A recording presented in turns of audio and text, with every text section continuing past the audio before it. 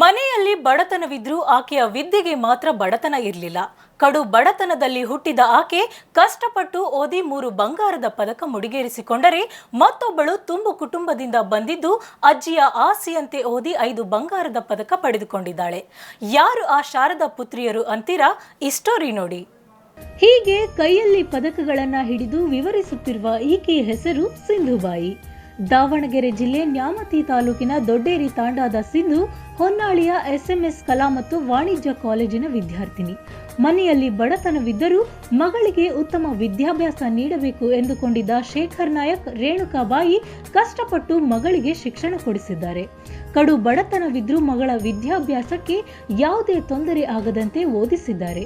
ಪೋಷಕರ ಕನಸನ್ನ ನನಸು ಮಾಡಿದ ಸಿಂಧುಬಾಯಿ ಕಷ್ಟಪಟ್ಟು ಓದಿ 3 ಬಂಗಾರದ ಪದಕಗಳನ್ನು ಮುಡಿಗೇರಿಸಿಕೊಂಡಿದ್ದಾಳೆ. ಅಲ್ಲದೆ IAS ಆಗುವ ಕನಸು ಕಟ್ಟಿಕೊಂಡಿದ್ದಾಳೆ.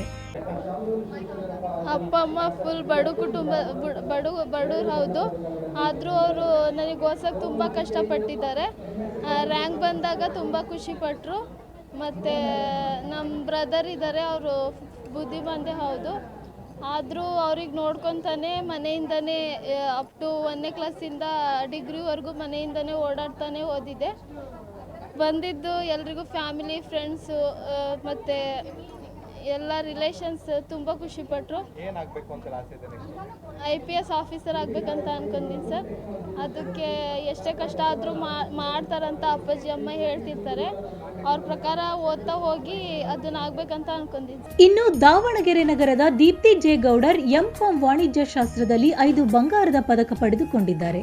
ಕೂಡು ಕುಟುಂಬದಿಂದ ಬಂದಿರುವ ದೀಪ್ತಿ ತನ್ನ ಅಜ್ಜಿಯ ಆಸೆಯಂತೆ ಚೆನ್ನಾಗಿ ಓದಿ 5 ಪದಕ ಪಡೆದುಕೊಂಡಿದ್ದಾರೆ.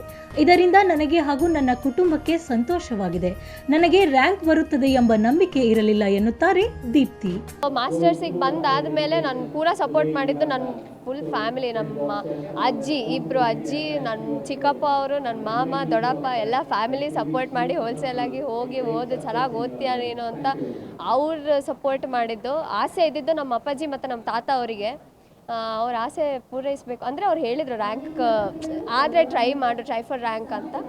ಅವ್ರ ಆಸೆ ಪಟ್ಟಿದ್ದನ್ನು ನಂದು ಏನೂ ಇಲ್ಲ, ಎಫರ್ಟ್ಸ್ ಅಷ್ಟೇ ಸರ್. ಇದರಲ್ಲಿ ನಾನು ಎಫರ್ಟ್ ಹಾಕದೆ ಗಾಡ್ಸ್ ಗ್ರೇಸ್, ಅವ್ರ ಬ್ಲೆಸ್ಸಿಂಗ್ಸ್ ಬಂತು. ನನಗೆ ಫಸ್ಟ್ ರ್ಯಾಂಕ್ ಬರುತ್ತೆ ಅಂತಲೇ ನನಗಿರಲಿಲ್ಲ. I was actually surprise to see the provisional rank list. ಅದರಲ್ಲಿ ನನ್ನ ಹೆಸರು ಫಸ್ಟ್ ನೋಡಿ ನಾನೇ ಸರ್ಪ್ರೈಸ್ ಆಗಿ 3-4 ಟೈಮ್ಸ್ ಚೆಕ್ ಮಾಡಿ, ಅಷ್ಟು ಸರ್ಪ್ರೈಸಿಂಗ್ ಇತ್ತು ನನಗೆ.